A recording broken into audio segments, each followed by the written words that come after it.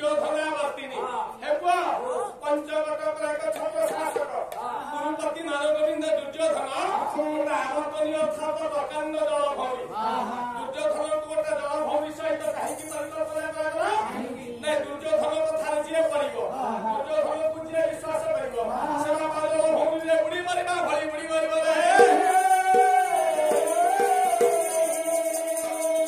ସେଇ ମହାଭାରତ ଯୁଦ୍ଧ ପରେ ବିଗତ ଦିନରେ 18 ଦିନ ପର୍ଯ୍ୟନ୍ତ ଚାଲିଥିଲା। କେହି କେହି କୁହନ୍ତି 17 ଦିନ ଓଳିଏ ହେଇଛି ଆଉ ଓଳିଏ ବାକି ଅଛି। ସେଦିନ महर्षि वेदव्यास शल्य पर्वरे कहले शल्य दिवस युद्ध प्रतापर 18 दिन मध्याह्न समय शल्य महाराज निधन हो गला गोटाए ओळी जाऊ गोटाए राति चली समस्त युद्ध व्याकरण को उल्लंघन करने गदा युद्ध बड़ युद्ध तेणु जहाँ हूँ आम आज गोटाए मत को नवा से महाभारत युद्ध 17 दिन अतिक्रम करगला